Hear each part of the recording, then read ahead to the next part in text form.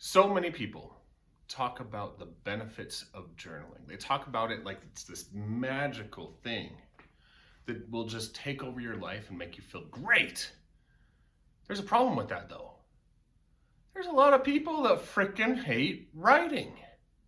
So, here are 3 ways to journal if you are writing a verse. First up is something that I like to dub the art journal.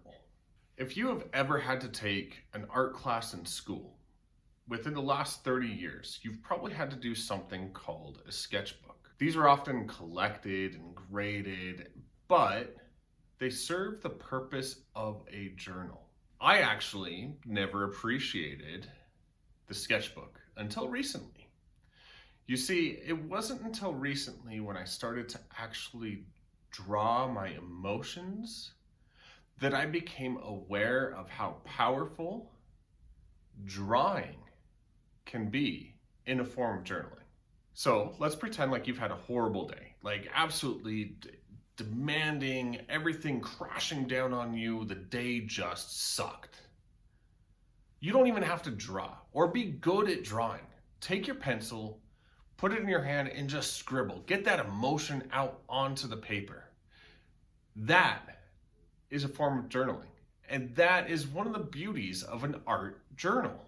Art is emotion. It's putting emotion into form. And sometimes raw emotion can be conveyed just through doing art. It doesn't have to be great. It just has to be something that you can do to feel better about yourself or express yourself. All right, this second one does require a little bit of writing. It's called the bullet journal. There's lots of videos on here about the bullet journal and how great it is. I like it for those that don't write for one major reason, and that is because it documents your day through single phrases, small snippets. Actually, the bullet journal that I use is a slight variation. I do something that I like to call a 3-category bullet journal. In category 1, I have my to-dos. In category number 2, I have my thoughts and my emotions. And in category number 3, my feelings. And so some days I might have a to-do list of I need to go to the grocery store, I need to go to the library, I need to do this in bullet points. As things come up, I may write down a quote that resonated with me, or I might write down like a single feeling, or just draw a happy face or a sad face or something like that. And then through these little bullet points, these little drawings of happy faces, sad faces, these little snippets of feelings, of emotions, of thoughts, of things that I've experienced, of things that I have of these things that have happened to me, I get a full picture of what my life was like at that time. Bullet journaling, although it is a little bit of writing, is a very valid form of journaling and something that I think is an amazing opportunity for you. The final form of journaling is actually something that brought me to this site right here.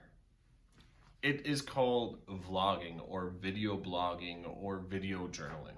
Anybody with a camera can do this.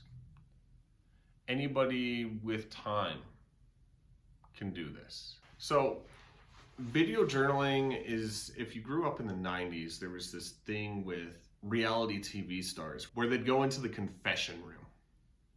This usually happened with bad reality TV. I mean, like really bad reality TV.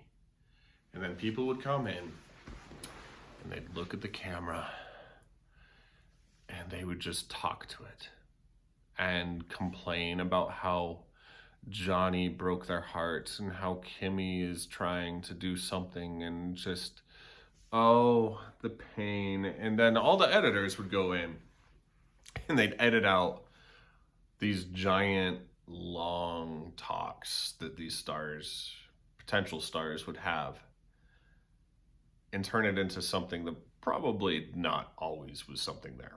Anyway, the video journal. I actually found the video journal to be very off-putting for a long time. I didn't think that it was ever something that I would get into until I saw one of my YouTube videos. And it was a video from a while back on another channel. And I saw actual joy and emotion in my face. I could hear it in my voice as I was talking. And it was just this powerful thing, because it was almost like having a conversation with myself in the future.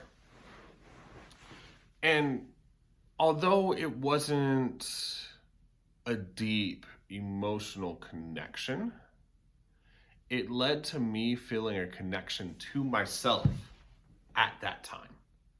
And that was really cool. And it's also something that you don't have to have a lot of technology to do. I mean, I started video journaling with my phone, and I would just take these little video snippets and then I would upload them onto my old YouTube channel, usually private, not even share it with anybody, because after all, YouTube is a great video hosting service. We can go back, and as I was thinking about it, I can share these thoughts, these journals, these moments of my life with my family. And it turns into an active log of everything that was going on.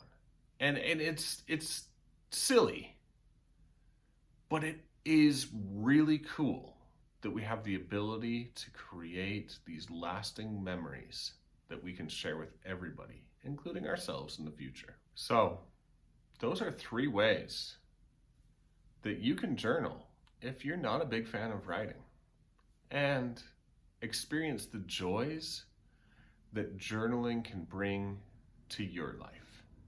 We'll catch you next time.